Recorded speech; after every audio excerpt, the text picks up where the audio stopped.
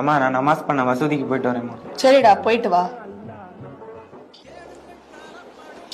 அம்மா நான் சர்ச்சுக்கு போயிட்டு வரேம்மா. சரிடா, 10 ரூபாய் காணிக்கையா போட்டுட்டு வா. சரிம்மா.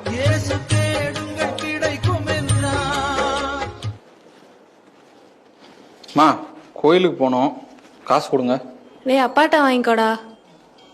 பா கோயிலுக்கு போகிறேன், அம்மா உன்ட்ட காசு வாங்கி சொல்லிச்சு. எவ்வளோடா? நான் நெஞ்ச குடிச்சிட்டு கீழே வந்துடுவேன். ஒரு 400 ரூபா கொடுப்பா. அது 400 ரூபாயா? இப்போ கொஞ்சம் கணக்கு சொல்லு பார்ப்போம். எனக்கு வேற சொல்லணுமா?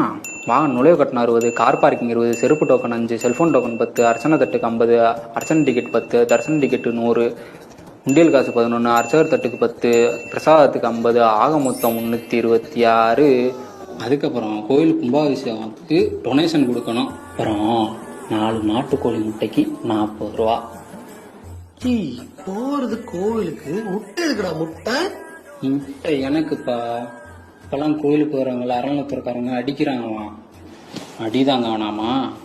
எப்பா சாமி, நீ கோவிலுக்கே போக வேணாம்ப்பா. இங்க இருக்கிற சாமியை கும்பிடுங்க, சரியா? நீங்க கோயில்ல போய் சாமி கும்பிட நான் ஏன் அறநிலையத்துறைக்காரனும்? அது வேற ஒன்றும் இல்லைப்பா. நீ ஏன் மதம் மாறாம இன்னும் இந்துவாவே இருக்கேன்னு சொல்லி திராவிட மாடலின் தண்ட வசூல், நம்ம திராவிட சுல்தான்களின் நவீன ஜிசியா வரி, நம்ம